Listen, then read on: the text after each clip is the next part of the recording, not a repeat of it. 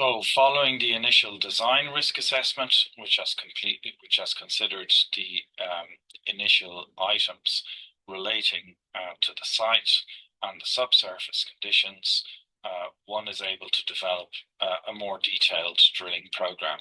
And that drilling program generally forms part of a drilling method statement that is submitted to a contractor or to a client prior to the implementation of the drilling program. And the drilling program and the method statement will, for example, as mentioned above, as mentioned previously, will consider the overburden section requirements that might be applicable above the rock. So they will specify an initial starting drilling diameter for the top section of the borehole, and they may make specifications in terms of the casing requirements in order to keep that borehole open and stable while the bedrock section is drilled. Specifically, if you want to hear more about drilling methods that are potentially used in terms of completing geothermal collectors, I would refer you to submodule 1.7. We will not cover the different drilling methods in this submodule. However, it is important to note that the ground conditions generally determine the type of drilling method that is selected, and in broad terms we could consider two main drilling methods in this particular submodule, the first being an air-driven down-the-hole hammer system for hard rock type formations, or for example a mud flush rotary system for softer formations.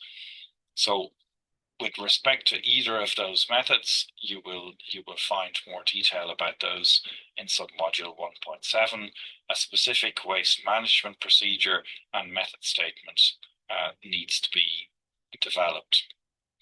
So in the case of the first picture that I showed you, the project with the 4 drilling rigs implemented a mud flush rotary system, which obviously requires a mud recirculation system and a sediment collection system, therefore having a very specific waste management requirement in terms of the fluids that are generated from the drilling operations, and also the disposal of the cuttings.